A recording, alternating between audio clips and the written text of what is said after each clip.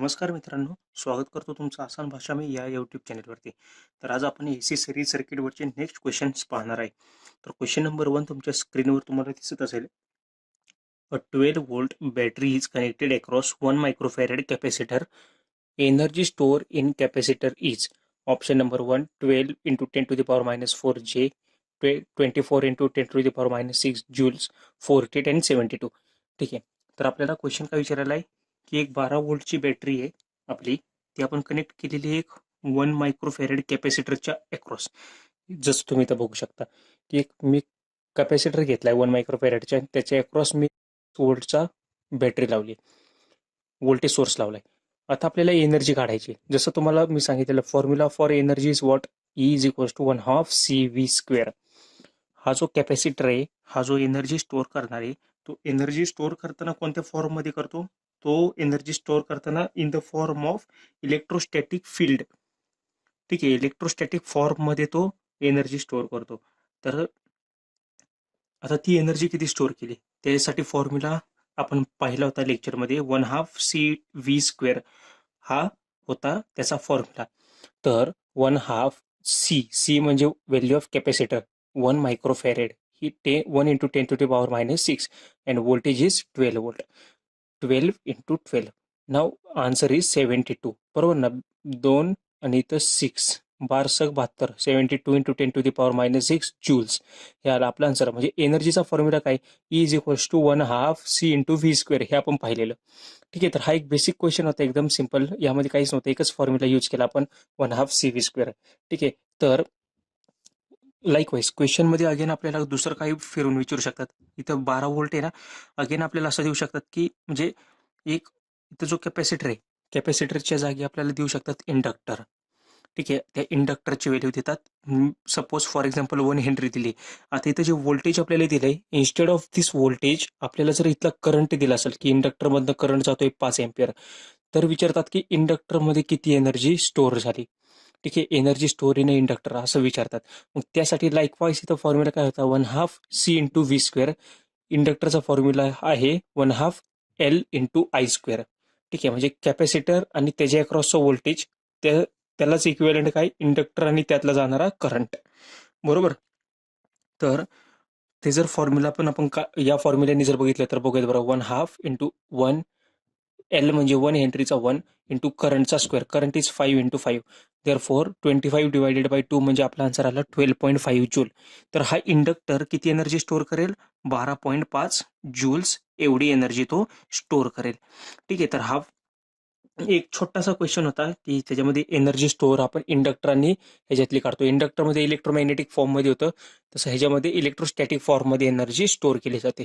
दोघांचे फॉर्म्युले सेम आहेत. 1/2 सी इथं एल आणि इथं व्होल्टेजचा स्क्वेअर आणि इथं करंटचा स्क्वेअर. तुम्हाला अजून एक थेरीमधला एक पॉईंट रिकॉल करतो. कॅपॅसिटरच्या अक्रॉसचं व्होल्टेज सडन चेंज होतं का? नाही. कॅपॅसिटर सडन चेंज व्होल्टेजला करतो का? नाही. म्हणजे कॅपॅसिटर जर आपण लावला एखाद्या वस्तूच्या पॅरलल, ठीक आहे, म्हणजे आपलं एक डिव्हाइस आहे. आता मी हे एक डिव्हाइस दाखवलं. ठीक आहे, हे एक डिव्हाइस आहे. या डिव्हाइस मध्ये व्होल्टेज सारखं चेंज होते, तर मी तर काय करणार आहे, ते एक मी कॅपॅसिटर लावणार. ठीक आहे, पॅरलल मध्ये. आता आता मला सांगा, आता जर आपण कॅपॅसिटर जर लावला तर कॅपॅसिटर इथल्या व्होल्टेजला चेंज करून देईल का? बरं नाही. तो व्होल्टेजला नेहमी कधीच अपोज म्हणजे चेंज होऊन देत नाही लवकर. सडन चेंज व्होल्टेजला करून देतो का कॅपॅसिटर? नाही. त्याचप्रमाणे इंडक्टर जो आहे तो करंटला चेंज होऊन नाही देत. म्हणजे इथं 5 एम्पियर आहे ना, सडन चेंज जर होत असेल करंटमध्ये, 5चा 6 लगेच 5 असं, तर तो सडन चेंज हा इंडक्टर करत नाही. ठीक आहे, तर हे दोघांचे स्पेशलिटी आहेत. म्हणजे कॅपॅसिटरच्या अक्रॉसचं व्होल्टेज कॅपॅसिटर चेंज नाही करून देत, त्याचप्रमाणे इंडक्टर मधला करंट इंडक्टर चेंज नाही करून देत. तसं तुम्ही लक्षात ठेवू शकता, कॅपॅसिटर आणि व्होल्टेज, इंडक्टर आणि करंट. ठीक आहे, तर हा एक क्वेश्चन आपण क्वेश्चन नंबर 1 पाहिला. Question number 2. क्वेश्चन नंबर 2 तुमच्या स्क्रीनवर तुम्हाला दिसतोय. A sinusoidal wave has expression as E is equals to 100 sine omega 100 sine 157t. Find RMS value of voltage and frequency. एक सायनोसायडल वेव्ह आहे आपल्याकडं. मी तर सायनोसायडल वेव्ह काढली. ठीक आहे, अशी. तर ह्याचं एक्सप्रेशन काय दिले आपल्याला? E is equals to 100 sine 157t. तर तुम्ही लेक्चरमध्ये पाहिलं असेल की मी तुम्हाला सांगितलेलं की साईन वेव्हचं इक्वेशन कसं लिहितो आपण, VM साईन ओमेगा टी. तर ते आपल्याला दिले 100 साईन 157 टी. तर हे दोन्ही आपण कोरिलेट करूयात. आता जसं मी ते लिहिलं EM साईन ओमेगा टी, एक्झाम्पलमध्ये दिले 100 साईन 157 इंटू टी. नाव ह्याच्यातनं तुम्ही काय बघू शकता, ही EM म्हणजे हा 100 आहे, ओमेगा म्हणजे 157 आहे. हे तर कळालं तुम्हाला, हे आपण फक्त कोरिलेट केलं. ठीक आहे. नाव आपल्याला विचारले RMS व्हॅल्यू. तुम्हाला माहिती आहे RMS व्हॅल्यूचा फॉर्म्युला काय, VRMS is equals to VM upon √2. VM म्हणजे काय, ही मॅक्सिमम व्हॅल्यू. ठीक आहे. आता ही मॅक्सिमम व्हॅल्यू आपल्याला एक्झाम्पलमध्ये किती आहे, 100.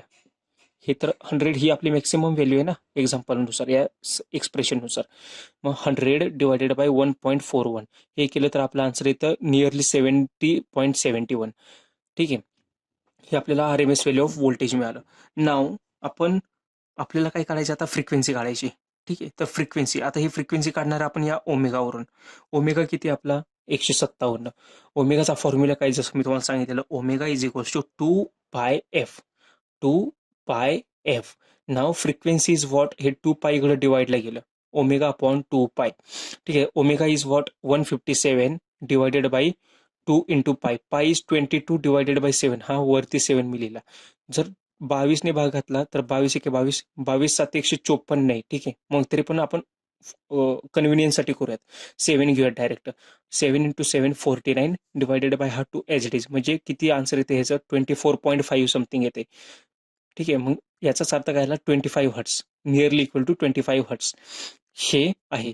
ठीक आहे.